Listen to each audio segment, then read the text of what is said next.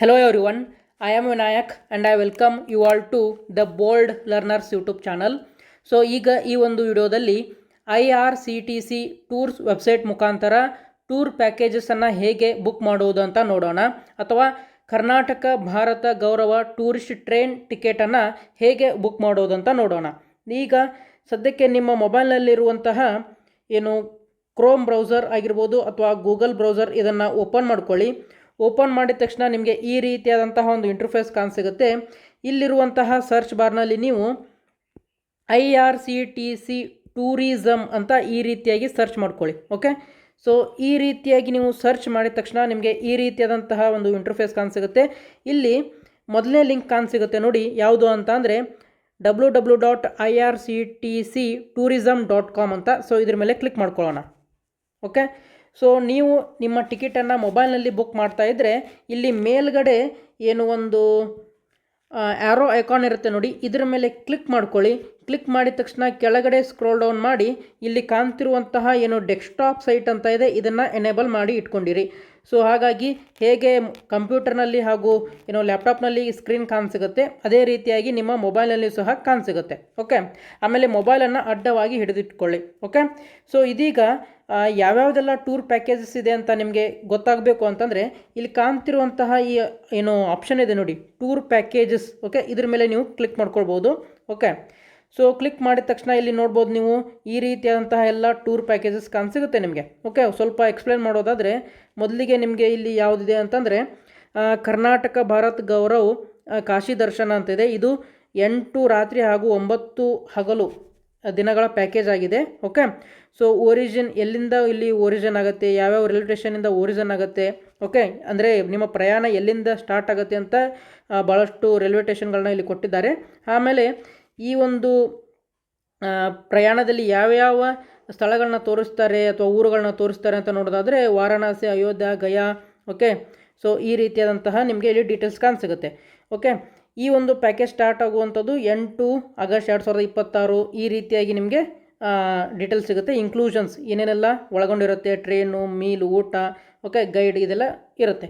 Okay, ಈ ರೀತಿಯಾಗಿ ನಿಮ್ಮ ಟೂರ್ ಪ್ಯಾಕೇಜಸನ್ನು ನೀವು ಡೀಟೇಲ್ಸ್ ಆಗಿ ತಿಳ್ಕೊಳ್ಬೋದು. ಓಕೆ, ಸೊ ನಿಮಗೆ ಡೈರೆಕ್ಟಾಗಿ ಈ ಒಂದು ಕರ್ನಾಟಕ ಭಾರತ ಏನು ಟೂರಿಸ್ಟ್ ಟ್ರೈನ್ ಇದೆ ಇದರ ಟಿಕೆಟ್ ಬುಕ್ ಮಾಡಬೇಕು ಅಂತಿದ್ರೆ ಮತ್ತೊಮ್ಮೆ ಬ್ಯಾಕ್ ಬರ್ತೀನಿ ನಾನು. ಬ್ಯಾಕ್ ಬಂದ ತಕ್ಷಣ ಇಲ್ಲಿ ಭಾರತ್ ಗೌರವ್ ಅಂತ ಇದೆ ನೋಡಿ. ಓಕೆ, ಭಾರತ್ ಗೌರವ್ ಅಂತ. ಸೊ ಇದ್ರ ಮೇಲೆ ಕ್ಲಿಕ್ ಮಾಡೋಣ. ಓಕೆ, ಸೊ ಕ್ಲಿಕ್ ಮಾಡಿದ ಮೇಲೆ ಸ್ವಲ್ಪ ಮೇಲ್ಗಡೆ ಸ್ಕ್ರೋಲ್ ಮಾಡಿ. ಇಲ್ಲಿ ನಿಮಗೆ ಕಾಣಿಸಿಗುತ್ತೆ ಯಾವುದು ಅಂತಂದರೆ ಕರ್ನಾಟಕ ಭಾರತ ಗೌರವ್ ಟೂರಿಸ್ಟ್ ಟ್ರೈನ್ ಅಂತ. ಓಕೆ, ಇದ್ರ ಮೇಲೆ ಕ್ಲಿಕ್ ಮಾಡ್ಕೊಳ್ಳೋಣ. ಓಕೆ, ಸೊ ಇಲ್ಲಿ ಈ ಒಂದು ಟ್ರೈನ್ಗೆ ಸಂಬಂಧಪಟ್ಟಂಥ ಡೀಟೇಲ್ಸ್ ಕಾಣಿಸಿಗುತ್ತೆ ನಿಮಗೆ. ಇಲ್ಲಿ ನೋಡ್ಬೋದು ಕರ್ನಾಟಕ ಭಾರತ ಗೌರವ ಕಾಶಿ ದರ್ಶನ ಅಂತ ಇದೆ. ಓಕೆ, ನಾನು ಸಹ ಈಗ ಇದೇ ಒಂದು ಟ್ರೈನನ್ನು ಟಿಕೆಟನ್ನು ಬುಕ್ ಮಾಡ್ತಾ ಇದ್ದೇನೆ.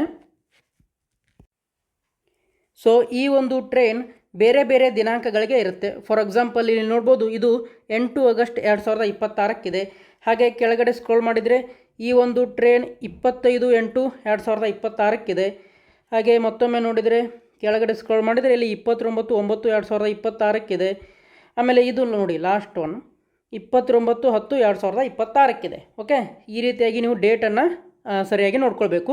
ಸೊ ಸದ್ಯಕ್ಕೆ ನಾನು ಈ ಒಂದು ಟ್ರೈನ್ ಬಗ್ಗೆ ಮಾಹಿತಿಯನ್ನು ಕೊಡ್ತೇನೆ ಈಗ ನಿಮಗೆ ಯಾವ ರೀತಿ ಬುಕ್ ಮಾಡುವುದು ಅಂತ. ಓಕೆ, ಇಲ್ಲಿ ನೀವು ಏನು ಡೀಟೇಲ್ಸ್ ಗೊತ್ತಾಗಬೇಕಲ್ವಾ. ಸೊ ಇಲ್ಲಿ ಏನು ವ್ಯೂ ಡೀಟೇಲ್ಸ್ ಅಂತ ಇದೆ ನೋಡಿ ಇಲ್ಲಿ. ಓಕೆ, ಸೊ ಈ ವ್ಯೂ ಡೀಟೇಲ್ಸ್ ಮೇಲೆ ಕ್ಲಿಕ್ ಮಾಡ್ಕೊಳ್ಳೋಣ. ಇಲ್ಲಿ ನಿಮಗೆ ಆ ಟ್ರೈನ್ ಯಾವಾಗ ಹೊರಡುತ್ತೆ, ಓಕೆ, ಅದರ ಟೂರ್ ಪ್ರೈಸ್ ಎಷ್ಟಿದೆ ಎಲ್ಲ ನಿಮಗೆ ಇಲ್ಲಿ ಕಾಣಿಸಿಗುತ್ತೆ. ನೋಡ್ಬೋದು 8 ನೈಟ್ಸು 9 ಹಗಲು ಅಂತ ಕೊಟ್ಟಿದ್ದಾರೆ. ಯಾವಾಗ ಈ ಟ್ರೈನ್ ಪ್ರಾರಂಭ ಆಗುತ್ತೆ ಜರ್ನಿ ಅಂತಂದರೆ 29/10/2026. ಓಕೆ, ಒಬ್ಬ ವ್ಯಕ್ತಿಗೆ ಈ ಒಂದು ವೆಚ್ಚ ಎಷ್ಟು ಕೊಟ್ಟಿದ್ದಾರೆ ಅಂತಂದರೆ ಇಲ್ಲಿ 22,500. ಬಟ್ ನಮ್ಮ ಗೌರ್ಮೆಂಟ್ ಆಫ್ ಕರ್ನಾಟಕ ಈ ಒಂದು ಪ್ರಯಾಣಕ್ಕೆ ಸಬ್ಸಿಡಿಯನ್ನು ಕೊಡ್ತಾರೆ. ಎಷ್ಟು ಅಂತಂದರೆ 7,500. ಸೊ 7,500 ಸಬ್ಸಿಡಿ ಕೊಟ್ಟರೆ ನಿಮಗೆ ಈ ತಗಲುವಂತಹ ವೆಚ್ಚ ಎಷ್ಟು ಅಂತಂದರೆ 15,000 ರೂಪಾಯಿಗಳು ಮಾತ್ರ. ಓಕೆ, ಆಮೇಲೆ ಇದರ ಬಗ್ಗೆ ಡೀಟೇಲ್ಸ್ ನಿಮಗೆ ಗೊತ್ತಾಗಬೇಕು ಅಂತ ಅಂದರೆ ಇಲ್ಲಿ ನೋಡ್ಬೋದು ಡೌನ್ಲೋಡ್ ಪ್ಯಾಕೇಜ್ ಡೀಟೇಲ್ಸ್ ಅಂತ ಇದೆ. ಓಕೆ, ಸೊ ಇಲ್ಲಿ ಡೌನ್ಲೋಡ್ ಪ್ಯಾಕೇಜ್ ಡೀಟೇಲ್ಸ್ ಅಂತ ಇದೆ, ಇದ್ರ ಮೇಲೆ ಕ್ಲಿಕ್ ಮಾಡ್ಕೊಳ್ಳೋಣ. ನಿಮಗೆ ಈ ಒಂದು ಪ್ಯಾಕೇಜ್ಗೆ ಸಂಬಂಧಪಟ್ಟಂತಹ PDF ಡೌನ್ಲೋಡ್ ಆಗುತ್ತೆ.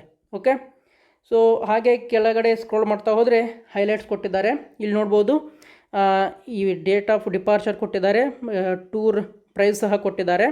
ಆಮೇಲೆ ಎಲ್ಲೆಲ್ಲಿಗೆ ಹೋಗುತ್ತೆ ಅಂದರೆ ಬೆಂಗಳೂರಿಂದ ವಾರಣಾಸಿ, ಅಯೋಧ್ಯ, ಗಯಾ, ಪ್ರಯಾಗ್ರಾಜ್ ಮತ್ತು ಬೆಂಗಳೂರಿಗೆ ಬರುತ್ತೆ.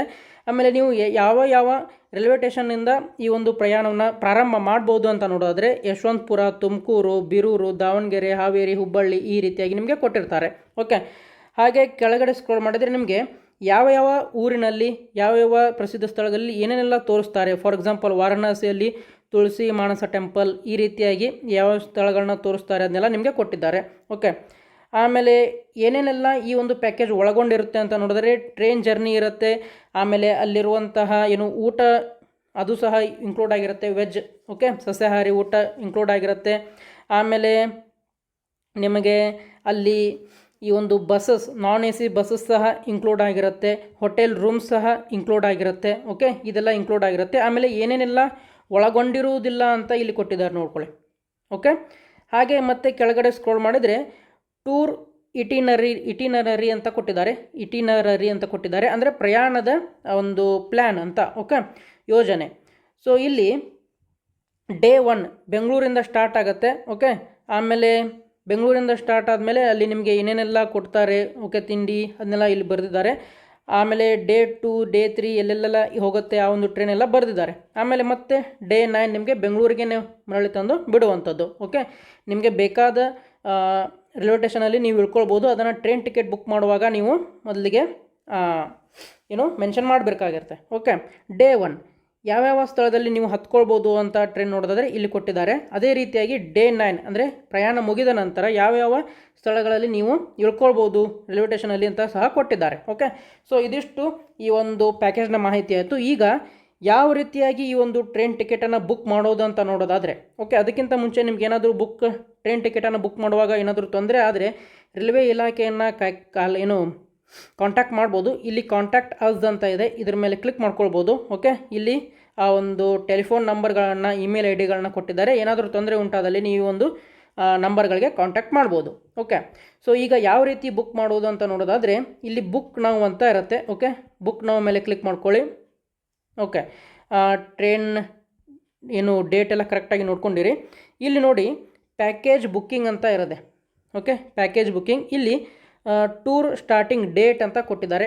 Date okay 29 October 2026. ಆಮೇಲೆ boarding station. Okay, boarding station ಅಂತ ಅಂದರೆ ನೀವು ಯಾವ ಒಂದು ರೈಲ್ವೆ ಸ್ಟೇಷನಲ್ಲಿ ಹತ್ಕೊಳ್ತೀರಾ ಅಂತ. ಓಕೆ, ಸೊ ಅದನ್ನು ಚೆಕ್ ಮಾಡ್ಕೊಳ್ಳೋಣ. ಓಕೆ, ನಿಮಗೆ ಇಲ್ಲಿ ಭಾಳಷ್ಟು ಕೊಟ್ಟಿದ್ದಾರೆ. ಯಶವಂತಪುರ, ತುಮಕೂರು, ಬೀರೂರು, ದಾವಣಗೆರೆ, ಹಾವೇರಿ, ಹುಬ್ಬಳ್ಳಿ ಅಂತ. ನಾನು ಇಲ್ಲಿ ಹುಬ್ಬಳ್ಳಿ ಅಂತ ಸೆಲೆಕ್ಟ್ ಮಾಡ್ಕೊಳ್ತೇನೆ.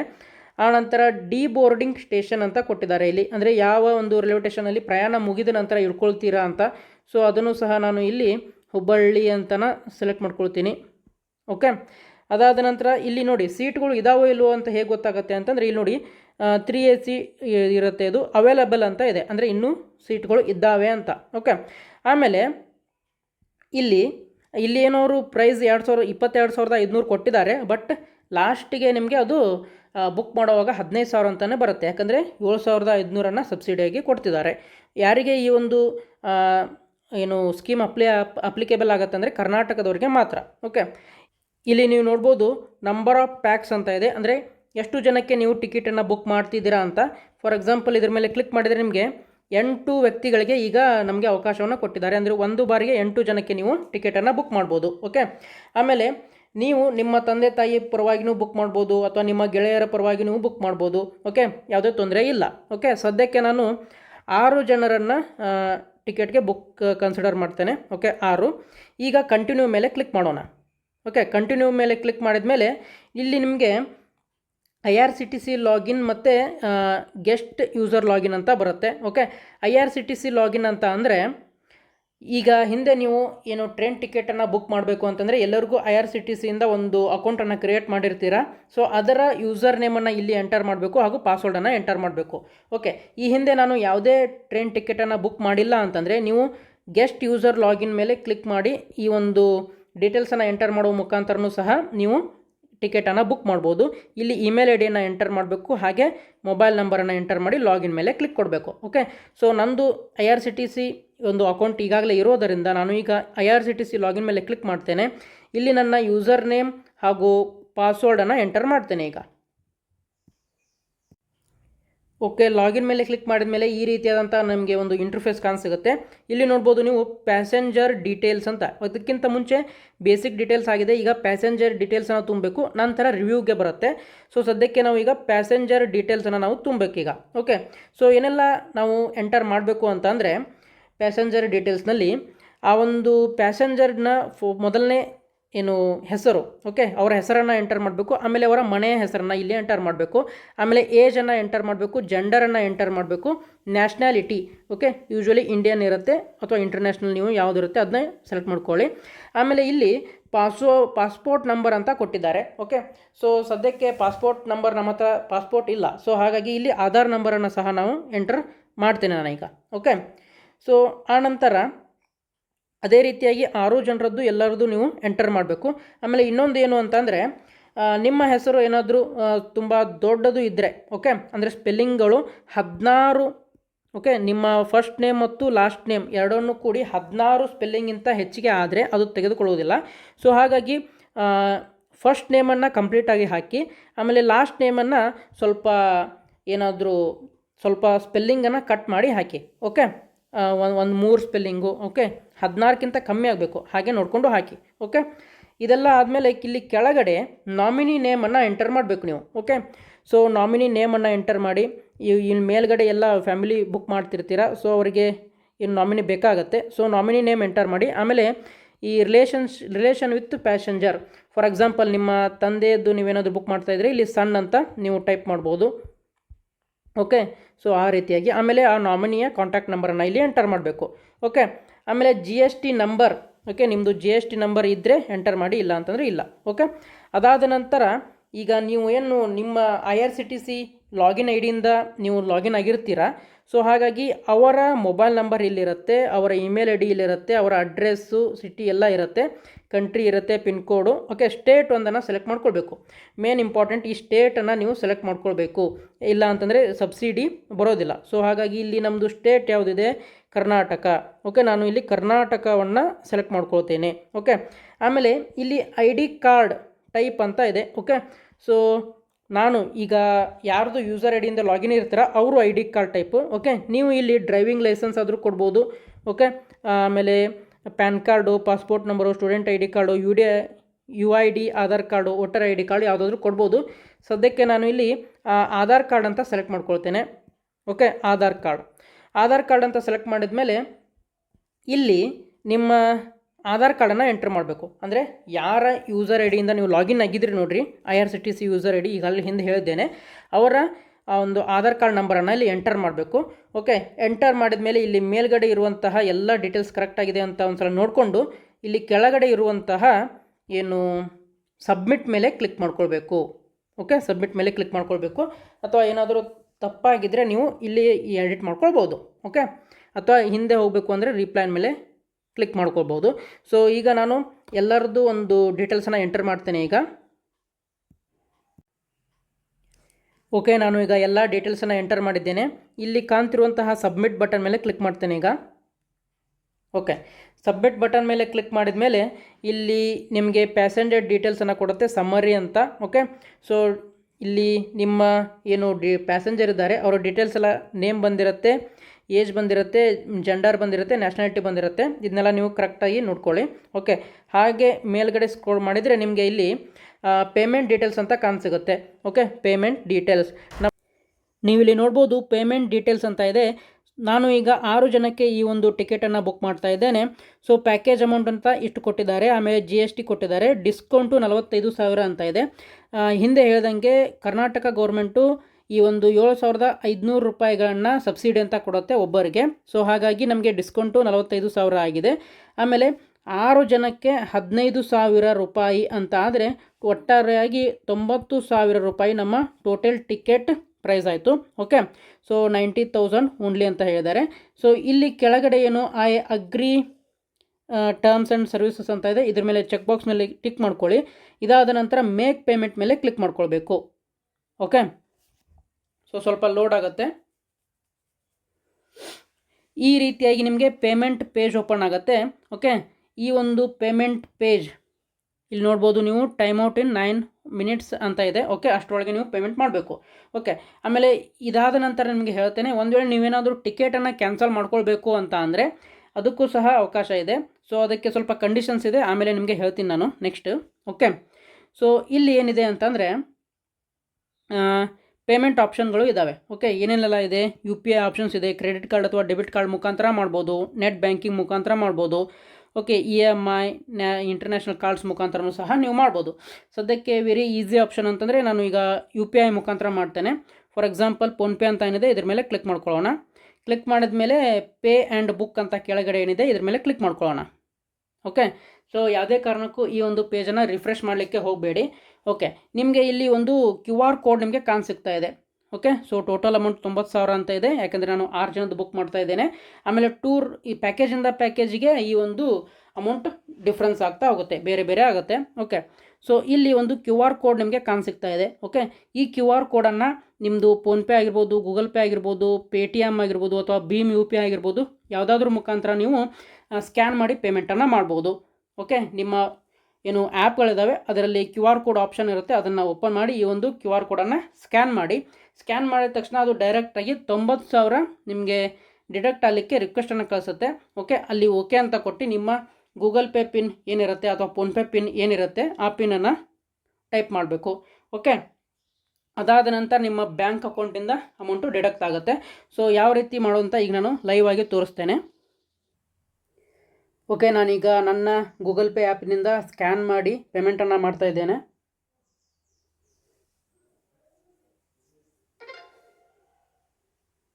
ಓಕೆ, ನೀವು ಈಗ ನೋಡ್ಬೋದು ಪೇಮೆಂಟ್ ಸಕ್ಸಸ್ಫುಲ್ ಅಂತ ಬಂತು. ಈಗ ಯಾವುದೇ ರೀತಿಯಾದಂತಹ ರಿಫ್ರೆಶ್ ಬಟನನ್ನು ಒತ್ತಲಿಕ್ಕೆ ಹೋಗಬೇಡಿ, ಅದು ತನ್ನಿಂತಾನೇ ಈ ಒಂದು ಪೇಜ್ಗೆ ರೀಡೈರೆಕ್ಟ್ ಆಗಿ ಬರುತ್ತೆ. ನೀವಿಲ್ಲಿ ನೋಡ್ಬೋದು ನಿಮ್ಮ ಟೂರ್ ಕನ್ಫರ್ಮೇಷನ್ ನಂಬರ್ ಅಂತ ಒಂದು ನಂಬರನ್ನು ಕೊಟ್ಟಿರ್ತಾರೆ, ಟ್ರಾನ್ಸಾಕ್ಷನ್ ID ಸಹ ಇರುತ್ತೆ. ಓಕೆ, ಆಮೇಲೆ ಪ್ಯಾಕೇಜ್ ನೇಮ್ ಸಹ ಇರುತ್ತೆ. ಓಕೆ, ಆಮೇಲೆ ಬುಕ್ಕಿಂಗ್ ಡೇಟನ್ನು ಕೊಟ್ಟಿರ್ತಾರೆ. ಆಮೇಲೆ ಟೂರ್ ಸ್ಟಾರ್ಟ್ ಆಗುವಂತಹ ದಿನಾಂಕ ನನ್ನದು 29 ಅಕ್ಟೋಬರ್ 2026 ಇದೆ. ಆಮೇಲೆ ಬೋರ್ಡಿಂಗ್ ಸ್ಟೇಷನ್ ಸಹ ಕೊಟ್ಟಿರ್ತಾರೆ. ಆಮೇಲೆ ಬೋರ್ಡಿಂಗ್ ಸಹ ಸ್ಟೇಷನ್ ಸಹ ಕೊಟ್ಟಿರ್ತಾರೆ. ಓಕೆ, ಅದಾದ ನಂತರ ಇಲ್ಲಿ ಹಾಗೆ ಕೆಳಗಡೆ ಸ್ಕ್ರೋಲ್ ಮಾಡ್ತಾ ಹೋದರೆ ನಿಮ್ಮದು ಪ್ಯಾಕೇಜ್ ಏನು ಅಮೌಂಟ್ ಎಷ್ಟೆಷ್ಟಾಗಿದೆ ಎಲ್ಲನೆಲ್ಲ ಕೊಟ್ಟಿರ್ತಾರೆ. ಹಾಗೆ ಕೆಳಗಡೆ ಪ್ಯಾಸೆಂಜರ್ ಡೀಟೇಲ್ಸ್ ಅಂತ ನಿಮ್ಮ ಪ್ಯಾಸೆಂಜರ್ ಡೀಟೇಲ್ಸ್ ಎಲ್ಲ ಕೊಟ್ಟಿರ್ತಾರೆ. ಇಲ್ಲಿ ಸ್ಟೇಟಸನ್ನು ನೋಡ್ಬೋದು ನೀವು, ಕನ್ಫರ್ಮ್ಡ್ ಅಂತ ಇರುತ್ತೆ. ಓಕೆ, ಹಾಗೆ ಮತ್ತೆ ಕೆಳಗಡೆ ಸ್ಕ್ರೋಲ್ ಮಾಡ್ತಾ ಹೋದರೆ ಇಲ್ಲಿ ನಿಮಗೆ ಪ್ರಿಂಟ್ ಅನ್ನುವಂತಹ ಆಪ್ಷನ್ ಇರುತ್ತೆ. ಓಕೆ, ಈ ಒಂದು PDF ನೀವು ಪ್ರಿಂಟ್ ಮಾಡ್ಕೊಳ್ಬೇಕು. ಓಕೆ, ಪ್ರಿಂಟ್ ಅಂತ ಕ್ಲಿಕ್ ಮಾಡಿದ ಮೇಲೆ ನಿಮ್ಮ ಮೊಬೈಲ್ನಲ್ಲಿ ನೀವು ಸೇವ್ ಮಾಡ್ತಾ ಇದ್ದರೆ ಈ ರೀತಿಯಾಗಿ ನಿಮಗೆ ಒಂದು PDF ಪೇಜ್ ಬರುತ್ತೆ. ಓಕೆ, ಸೊ ಇಲ್ಲಿ ಏನು ಮೇಲ್ಗಡೆ ಓಕೆ ಇಲ್ಲಿ PDF ಅಂತ ಏನು ಕಾಣಿಸ್ತಾ ಇದೆ ನಿಮಗೆ, ಈ ಒಂದು ಐಕಾನನ್ನು ಕ್ಲಿಕ್ ಮಾಡ್ಕೊಳ್ಳಿ. ಕ್ಲಿಕ್ ಮಾಡಿ ನಿಮ್ಮ ಮೊಬೈಲ್ನಲ್ಲಿ ಯಾವ ಫೋಲ್ಡರ್ನಲ್ಲಿ ಆ ಒಂದು PDF ಡೌನ್ಲೋಡ್ ಆಗಬೇಕು ಅದನ್ನು ಸೆಲೆಕ್ಟ್ ಮಾಡ್ಕೊಳ್ಳಿ. ನಾನು ಈಗ ಡೌನ್ಲೋಡ್ ಏನು ಫೋಲ್ಡರ್ ಇದೆ ಅದ್ರ ಮೇಲೆ ಕ್ಲಿಕ್ ಮಾಡ್ತೇನೆ. ಆಮೇಲೆ ಇಲ್ಲಿ ಕೆಳಗಡೆ ಇರುವಂತಹ ಡನ್ ಅಂತ ಕ್ಲಿಕ್ ಮಾಡ್ತೇನೆ ನಾನು. ಓಕೆ, ಸೊ ಈಗ ನನ್ನ ಮೊಬೈಲ್ನಲ್ಲಿ ಈ ಒಂದು PDF ಡೌನ್ಲೋಡ್ ಆಗಿರುತ್ತೆ.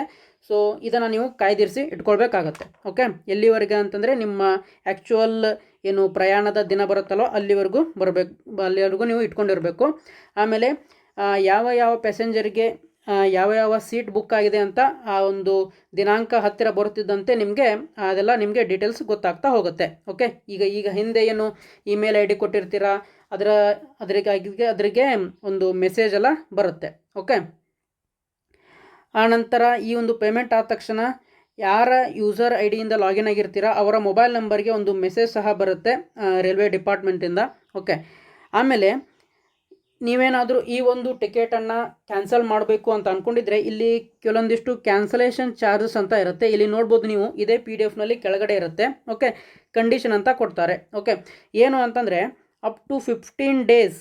ಓಕೆ, ಅಂದರೆ ನಿಮ್ಮ ಪ್ರಯಾಣ ಪ್ರಾರಂಭ ಆಗೋದಕ್ಕಿಂತ 15 ದಿನಕ್ಕಿಂತ ಮುಂಚೆ ನೀವೇನಾದರೂ ಟಿಕೆಟನ್ನು ಕ್ಯಾನ್ಸಲ್ ಮಾಡ್ಕೋಬೇಕು ಅಂತ ಇದ್ದರೆ ಒಬ್ಬ ಪರ್ಸನ್ಗೆ 250 ರೂಪಾಯಿ ಡಿಡಕ್ಟ್ ಆಗುತ್ತೆ. ಉಳಿದಂತಹ ಅಮೌಂಟು ನೀವು ಏನು ನಿಮ್ಮ ಬ್ಯಾಂಕ್ ಅಕೌಂಟ್ಗೆ ಬಂದು ಜಮಾ ಆಗುತ್ತೆ. ಓಕೆ, ಅದೇ ಒಂದು ವೇಳೆ 8 ರಿಂದ 14 ದಿನ ಇರುವಾಗ ನೀವು ಪ್ರಯಾಣದ ದಿನಾಂಕ ಇರುವಾಗ ಆವಾಗ ಕ್ಯಾನ್ಸಲ್ ಮಾಡ್ತೀನಿ ಅಂತಂದರೆ ಏನು ನಿಮ್ಮದು ಟಿಕೆಟ್ ಕಾಸ್ಟ್ ಇರುತ್ತೆ ಸೊ ಅದರ 25% ಕಡಿತವಾಗುತ್ತೆ.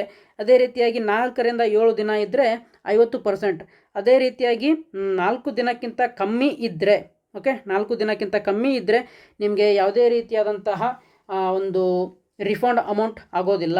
ಓಕೆ, ಇಲ್ಲಿ ನೋಡ್ಬೋದು 100% ಆಫ್ ದ ಪ್ಯಾಕೇಜ್ ಅಂತ ಇದೆ. ಓಕೆ, ಸೊ ಈ ರೀತಿಯಾಗಿ ನೀವು ನಿಮ್ಮ ಟಿಕೆಟನ್ನು, ಓಕೆ, IRCTC ಟೂರ್ ಟಿಕೆಟನ್ನು ನೀವು ನಿಮ್ಮ ಮನೆಯಲ್ಲೇ ಕೂತ್ಕೊಂಡು ಮೊಬೈಲ್ ಮುಖಾಂತರ ಬುಕ್ ಮಾಡ್ಬೋದು. ವಿಡಿಯೋ ಇಷ್ಟ ಆಗಿದರೆ ತಪ್ಪದೆ ನಿಮ್ಮ ಸ್ನೇಹಿತರಿಗೆ ಶೇರ್ ಮಾಡಿ ಅಂತ ಹೇಳ್ತಾ ಮತ್ತೆ ಮುಂದಿನ ವಿಡಿಯೋದಲ್ಲಿ ಸಿಗೋಣ. ಜೈ ಹಿಂದ್.